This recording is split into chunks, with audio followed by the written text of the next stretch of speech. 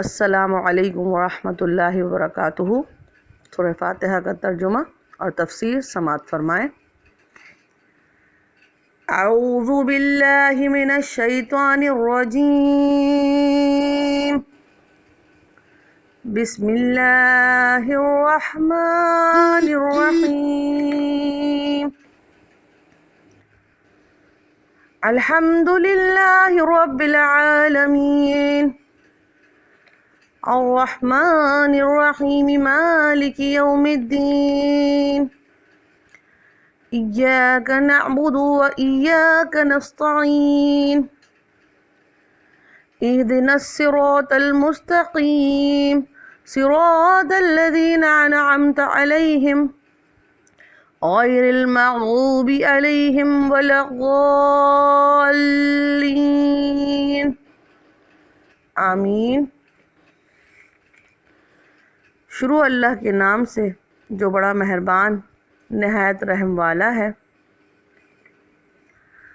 سب تعریفیں اللہ ہی کے لیے خاص ہیں جو تمام جہانوں کا پروردگار ہے، بہت بڑا مہربان نہایت رحم والا ہے، روز جزا کا مالک ہے۔ ہم تیری ہی عبادت کرتے ہیں اور تجھ ہی سے مدد مانگتے ہیں۔ ہم کو سیدھا راستہ دکھا، راستہ ان حضرات کا جن پر آپ نے انعام فرمایا، جن پر غصہ نہیں کیا گیا اور جو گمراہ نہیں ہے۔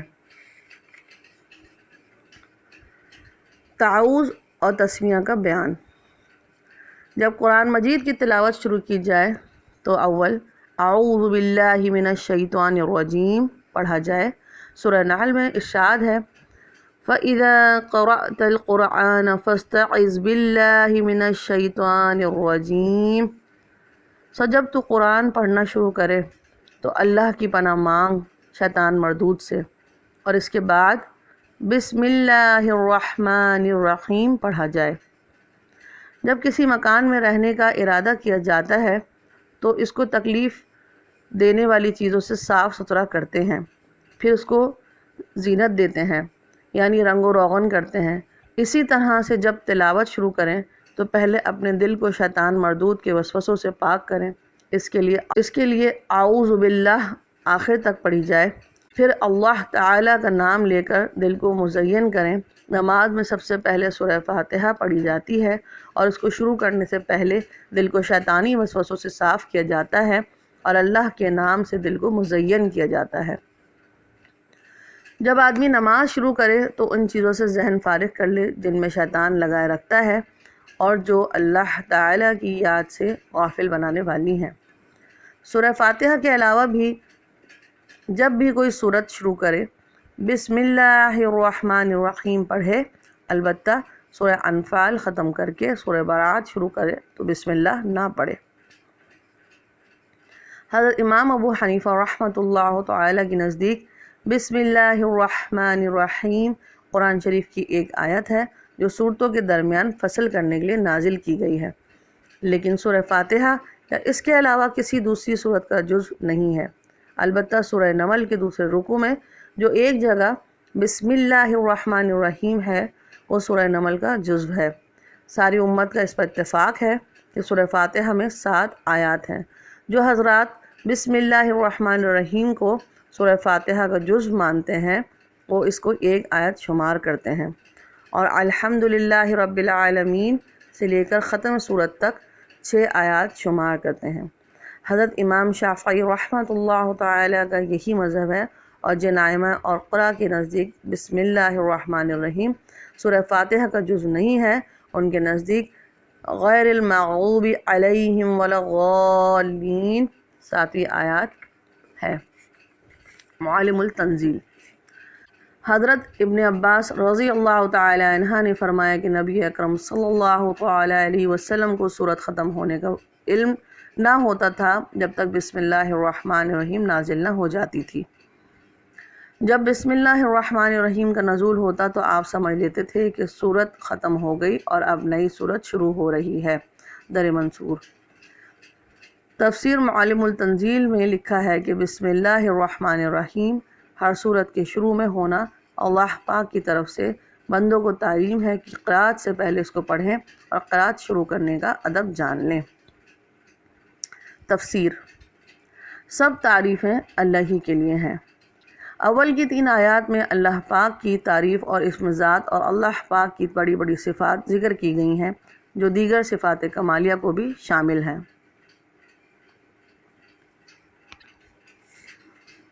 سب تعریفیں اللہ تعالیٰ کے لیے خاص ہیں۔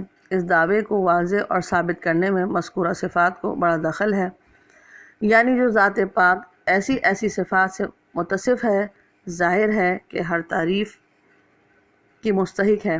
جتنی تعریفیں آج تک ہوئی ہیں یا آئندہ دنیا و آخرت میں ہوں گی، در حقیقت اللہ تعالیٰ ہی کے لیے خاص ہیں۔ جو اللہ تعالیٰ کی تعریف کسی نے کی ہے یا آئندہ کوئی کرے گا، اس کا اللہ تعالیٰ کے لیے خاص ہونا تو ظاہر ہے، اور جو تعریفیں اس کی مخلوق کی جاتی ہیں یا آئندہ کی جائیں گی یا گزشتہ تمام زمانوں میں ہو چکی ہیں، وہ بھی در حقیقت اللہ پاک کی ہی تعریفیں ہیں، کیونکہ ہر صاحب کمال کو اس نے وجود بخشا ہے اور کمال سے نوازا ہے اور کمال اور صاحب کمال کی پرورش فرمائی ہے اور اپنی رحمت سے ان کمالات کو باقی رکھا ہے۔ للہ میں لام اختصاص اور استحقاق کے لیے ہے۔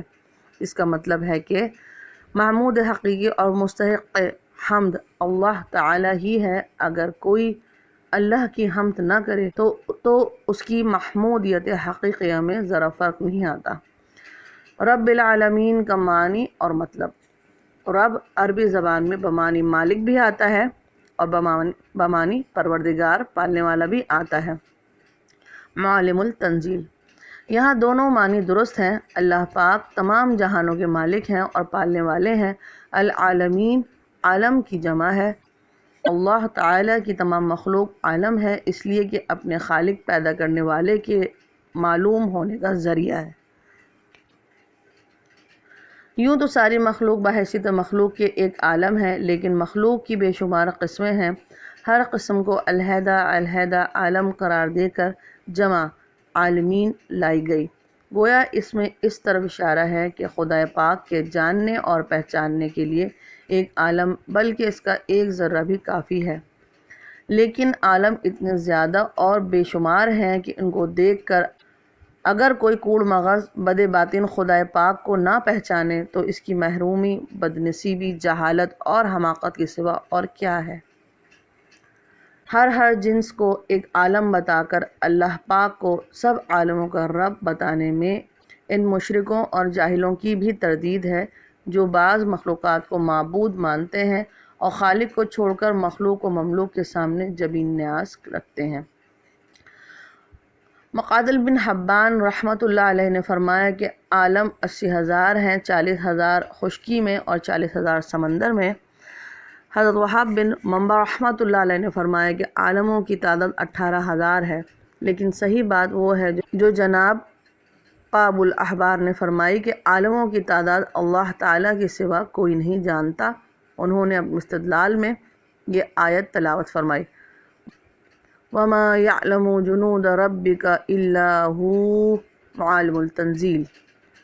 اللہ جل شانہ سارے جہانوں کا خالق بھی ہے اور مالک بھی اور پرورش کرنے والا بھی۔ اس نے صرف وجود ہی نہیں دیا بلکہ مخلوق کو زندہ رکھنے کے اسباب بھی پیدا فرمائے۔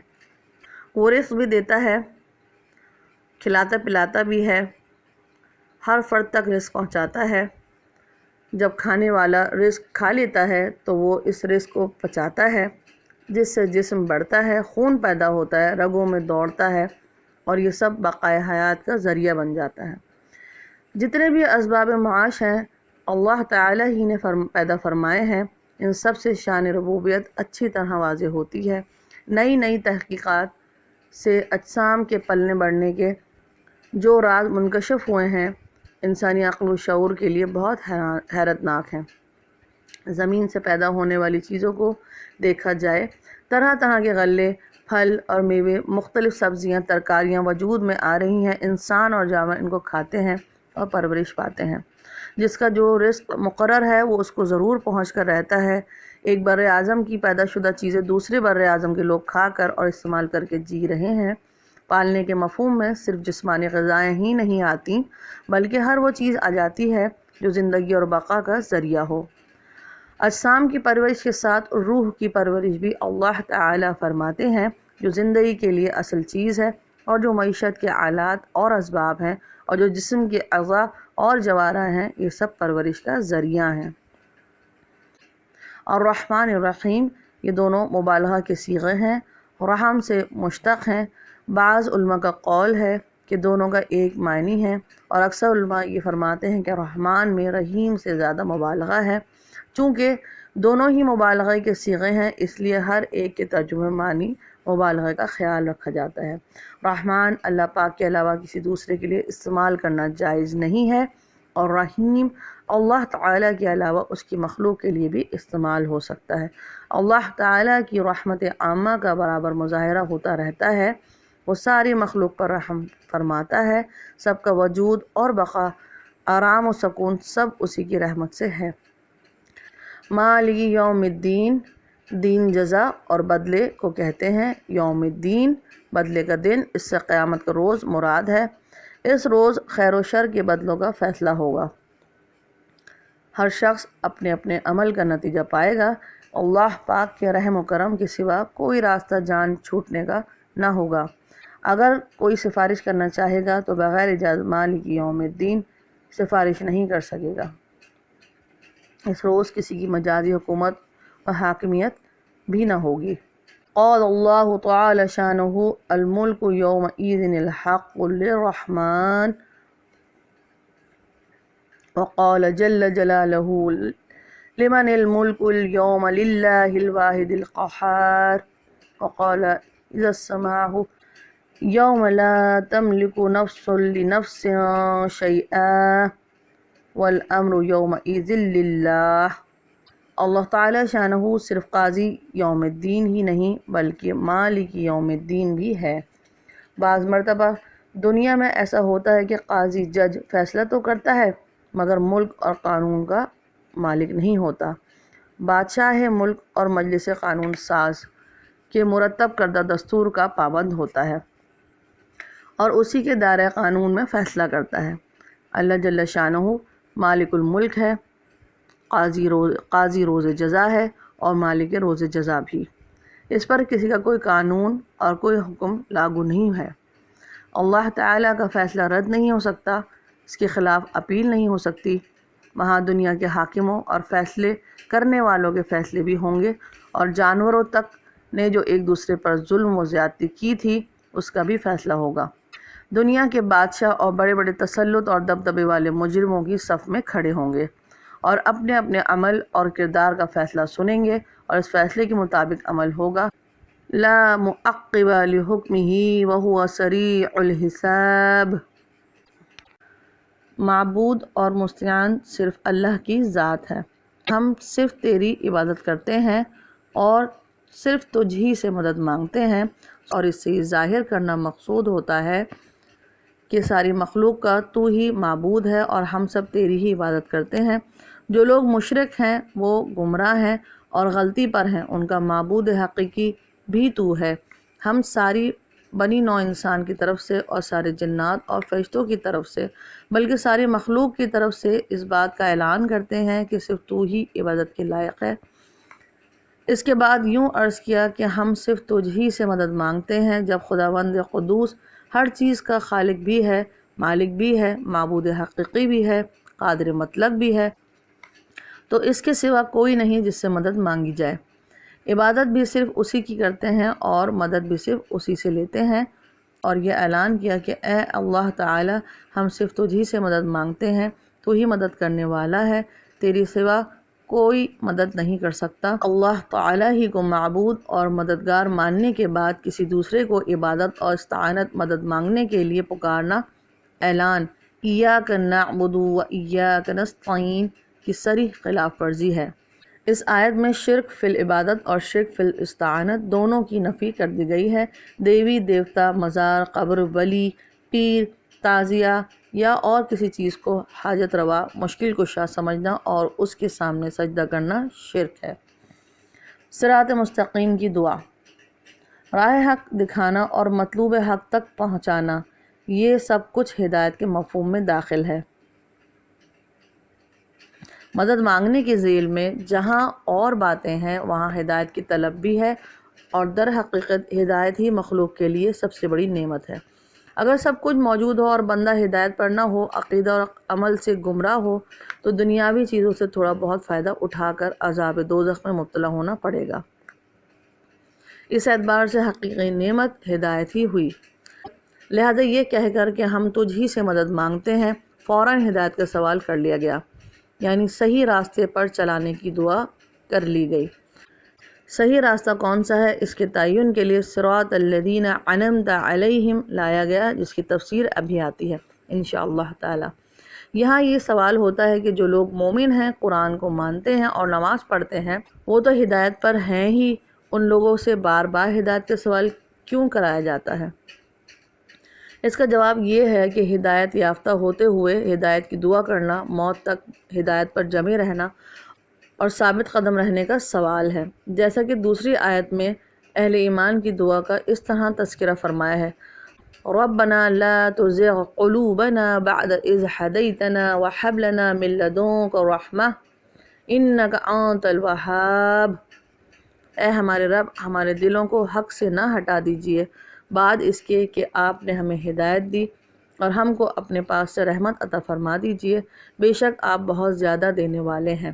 علامہ نفسی رحمۃ اللہ علیہ فرماتے ہیں، یعنی ہمیں صراط مستقیم پر ثابت قدم فرما، جیسا کہ کھڑے ہوئے شخص سے کہا جائے کھڑا رہ یہاں تک کہ میں تیرے پاس لوٹ آؤں۔ مطلب یہ ہے کہ اپنی حالت پر ثابت قدم رہ، یا مطلب یہ ہے کہ ہمیں زمانہ مستقبل میں بھی ہدایت سے نواز، جیسا کہ تو نے ہمیں زمانہ حال میں ہدایت سے نوازا ہے۔ صراط مستقیم والے کون حضرات ہیں؟ صراط الذین انعمت علیہم، ان الفاظ میں صراط مستقیم کی تعین کر دی گئی۔ صراط مستقیم سیدھا راستہ کیا ہے؟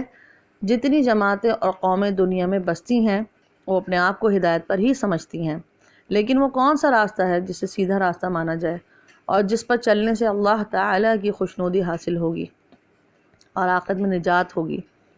اس کے بتانے کے لیے ارشاد فرمایا کہ ان لوگوں کا راستہ صراط مستقیم ہے جن پر اللہ تعالیٰ نے انعام فرمایا۔ یہ حضرات کون ہیں؟ ان کا ذکر سورہ نساء کی اس آیت میں ہے۔ وَمَن يُطِعِ اللَّهَ وَالرَّسُولَ فَأُولَئِكَ مَعَ الَّذِينَ أَنْعَمَ اللَّهُ عَلَيْهِم مِّنَ النَّبِيِّينَ وَالصِّدِّيقِينَ وَالشُّهَدَاءِ وَالصَّالِحِينَ وَحَسُنَ أُولَئِكَ رَفِيقًا۔ اور جو شخص اللہ اور اس کے رسول کی فرما برداری کرے، یہ اشخاص ان لوگوں کے ساتھ ہوں گے جن پر اللہ تعالیٰ نے انعام فرمایا، یعنی انبیاء، صدیقین اور شہداء اور صالحین، اور یہ حضرات بہت اچھے رفیق ہیں۔ اس سے واضح ہو گیا کہ ان حضرات پر اللہ تعالیٰ نے انعام فرمایا ہے۔ سورہ فاتحہ میں انہی حضرات کے راستے کو صراط مستقیم یعنی صحیح اور سیدھا راستہ بتایا گیا ہے۔ مغضوب علیہم الضالین کے راستے سے بچنے کی دعا، غیر المغضوب علیہم ولا الضالین، جن پر غضب نہیں کیا گیا اور جو گمراہ نہیں ہیں۔ یہ الذین انعمت علیہم کی صفت ہے، مطلب یہ ہے کہ اے اللہ جن حضرات پر آپ نے انعام فرمایا ہے یہ وہ حضرات ہیں جن پر آپ کا غصہ نہیں اور جو گمراہ نہیں ہیں۔ مفسر ابن کثیر نے بعض روایات ایسی نقل کی ہیں جن میں یہ تصریح ہے کہ رسول اللہ صلی اللہ علیہ وسلم نے ارشاد فرمایا کہ المغضوب علیہم سے یہود اور الضالین سے نصارہ مراد ہیں۔ یہودیوں کے بارے میں سورہ بقرہ میں فرمایا کہ وہ غصے پر غصے کے مستحق ہوئے، اور نصارہ کے بارے میں سورہ مائدہ میں فرمایا ان لوگوں کی خواہشات کا اتباع نہ کرو جو پہلے گمراہ ہو چکے ہیں، اور انہوں نے بہت سو کو گمراہ کیا اور سیدھے راستے سے بھٹک گئے۔ یہودیوں نے علم ہوتے ہوئے عمل کو کھو دیا اور حق کو ٹھکرا دیا۔ نصارہ علم کے مدعی نہ تھے اور علم سے خالی بھی تھے، لیکن اپنے آپ کو عبادت گزار سمجھتے تھے۔ ان کے راہب پہاڑوں میں رہتے تھے اور عبادت میں طرح طرح کی مشقتیں جھیلتے تھے، اور عبادت کے طریقے انہوں نے خود نکالے تھے۔ یہ لوگ راہ حق سے ہٹے اور گمراہ ہوئے۔ جو شخص علم ہوتے ہوئے عمل چھوڑ دے وہ زیادہ مستحق غضب ہوتا ہے۔ اس لیے صفت مغلوبیت یہودیوں کے لیے خاص طور سے ذکر کی گئی، اور نصارہ نے عمل کا ارادہ تو کیا لیکن بے علمی کی وجہ سے طریقہ غلط اختیار کر گئے اور اتباع حق کو چھوڑ کر بے راہ ہو گئے۔ مفسر ابن کثیر لکھتے ہیں کہ اہل ایمان کا طریقہ یہ ہے کہ حق کا علم بھی ہو اور اس پر عمل بھی ہو۔ پھر لکھتے ہیں یعنی ہیں تو دونوں ہی فریق یہود و نصارہ گمراہ اور مغضوب علیہ، لیکن مغضوبیت کی شان یہودیوں میں زیادہ ہے، اس لیے خصوصیت کے ساتھ ان کی طرف مغضوبیت کی نسبت کی گئی، اور نصارہ کے اوصاف میں خاص طور پر ضلال زیادہ واضح ہے، اس لیے ان کو غالین فرمایا۔ یہودیوں کی شرارت، عناد اور مکاریاں اور دسیسہ کاریاں جو سورہ بقرہ میں اور دوسری صورتوں میں بیان کی گئی ہیں، ان کے جاننے کے بعد ہر صاحب عقل یہ فیصلہ کرنے پر مجبور ہوتا ہے کہ لوگ قصداً اور ارادتاً ایسی حرکتیں کرتے تھے جن سے اللہ تعالیٰ کے غصے کے زیادہ سے زیادہ مستحق ہوتے چلے گئے۔ سورہ فاتحہ کے ختم پر اہل ایمان سے یہ دعا کرائی گئی ہے کہ یہودیوں اور نصرانیوں دونوں جماعتوں کے طریقوں سے علیحدہ اور بیزار رہیں، نماز میں بار بار سورہ فاتحہ پڑھتے ہیں اور یہود و نصارہ کے طریقوں سے بچنے کی دعا مانگتے ہیں۔ اب مسلمان غور کر لیں کہ وہ ان دونوں جماعتوں کے طور طریق سے کس قدر دور ہیں، اور جن حضرات پر انعام ہوا یعنی حضرات انبیاء کرام علیہ السلام اور صدیقین اور صالحین ان کے طریقوں سے کتنے قریب ہیں۔ حکومت، سیاست، معاشرت، شکل و صورت، لباس، کسب مال، تجارت، معیشت و معاشرت، غرض یہ کہ زندگی کے ہر شعبے میں غور کر لیں، امت محمدیہ صلی اللہ علیہ وسلم میں یہود و نصارہ کی مشابہت اور ان کا اتباع پایا جاتا ہے، عوام میں بھی اور خواص میں بھی۔ جو لوگ نماز پڑھتے ہیں اور نماز میں دعا کرتے ہیں کہ ہمیں مغضوب علیہم غالین کے راستے سے بچا، وہ لوگ بھی ان کی اتباع سے پرہیز نہیں کرتے۔ بعض اکابر نے فرمایا کہ اس امت میں سے جو عالم بگڑے گا اس کے اندر یہود کی صفات سے مشابہت ہوگی، اور جو عابد بگڑے گا اس کے اندر نصارہ کی مشابہت ہوگی۔ در حقیقت صحیح فرمایا امت کا حال نظروں کے سامنے ہے، جو مغضوب اور غالین ہیں لوگوں انہی کے طریقے محبوب ہیں۔ جن حضرات پر اللہ تعالیٰ نے انعام فرمایا ان کے راستے کے علاوہ جتنے بھی دین، مذہب، فرقے، جماعتیں، پارٹیاں، قوانین ہیں، سب ہی صراط مستقیم سے خارج ہیں، اور مومن موحد کے لیے ان سب سے بچنا فرض و واجب ہے۔ لیکن خصوصیت کے ساتھ یہود و نصارہ کے راستے سے بچنے کی دعا مانگنے کی اس لیے تلقین کی گئی کہ ایک مسلمان بت پرست دہری منکر خدا ہونا گوارا نہیں کر سکتا اور اہل کتاب کے راستوں کو اختیار کر سکتا ہے۔ اہل کتاب کے دونوں فرقوں کا نام نہیں لیا گیا بلکہ ان کے انجام کار ہی کو ان کا لقب بنا کر ذکر فرما دیا، جس میں دو امر کی طرف اشارہ ہے۔ اول یہ کہ انبیاء، صلحاء، صدیقین اور شہداء کے راستے سے ہٹنے کا انجام راہ سے بھٹک جانا اور خدا پاک کے غصے میں آ جانا ہے۔ دوسرے یہ کہ صراط مستقیم کے خلاف صرف یہود و نصارہ ہی کا راستہ نہیں ہے بلکہ جو بھی یہود و نصارہ کے عقائد و کردار، اوصاف و اخلاق اختیار کرے گا اس کے نتیجے میں مغضوب علیہ اور غال ہوگا، خواہ فرد ہو خواہ جماعت، لہذا اس کے راستے سے بچنا بھی فرض ہوگا۔ آمین۔ سورہ فاتحہ کے ختم پر نماز میں اور خارج نماز آمین کہنا مسنون ہے، اور اس کے علاوہ بھی جو دعا کی جائے اس کے آخر میں آمین کہا جائے۔ احادیث شریفہ میں اس کی فضیلت اور ترغیب وارد ہوئی ہے۔ آمین کے معنی ہے اے اللہ قبول فرما۔ معالم التنزیل میں لکھا ہے کہ وَلَا الضَّالِّينَ کے بعد ذرا ٹھہر کر آمین کہے تاکہ سورہ فاتحہ کا جز ہونے کا ایہام نہ ہو۔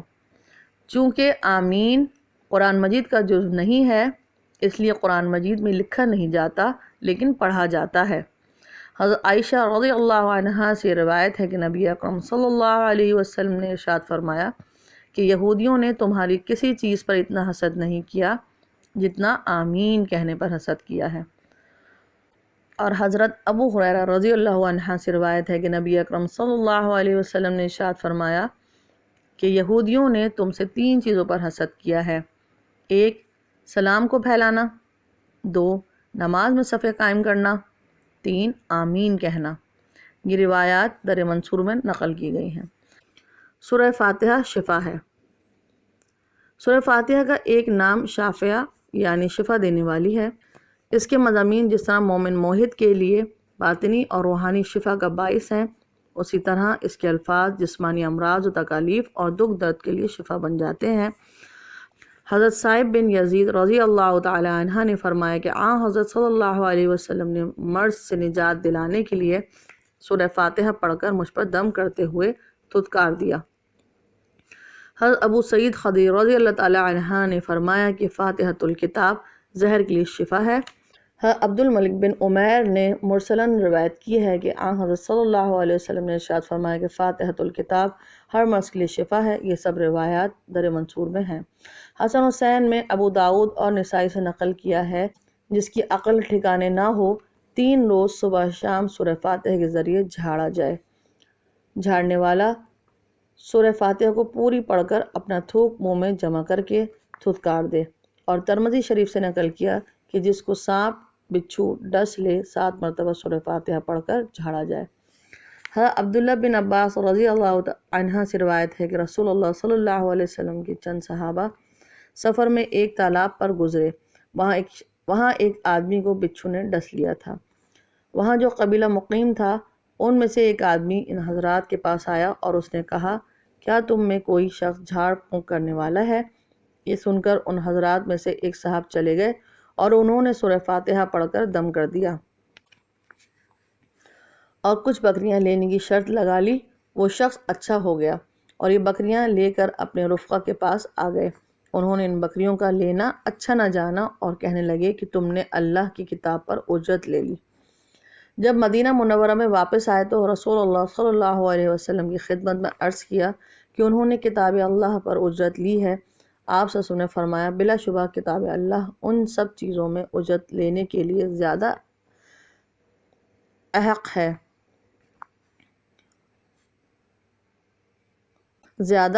ہے جن پر تم اجرت لیتے ہو۔ صحیح بخاری۔ اس حدیث کی وجہ سے جھاڑ پھونک کی اجرت لینا جائز ہے، بشرطے کہ کلام صحیح ہو، شرکیہ کلام نہ ہو۔ رات کو حفاظت کے لیے سورہ فاتحہ پڑھنا۔ حضرت انس رضی اللہ تعالی عنہ سے روایت ہے کہ نبی اکرم صلی اللہ تعالی علیہ وسلم نے ارشاد فرمایا کہ جب تو نے بستر پر اپنا پہلو رکھا اور فاتحۃ الکتاب اور قل هو اللہ احد ختم سورت تک پڑھ لی تو موت کے سوا ہر چیز سے تجھے امان مل گئی۔ در منصور۔ وآخر الدعوانا ان الحمد للہ رب العالمین۔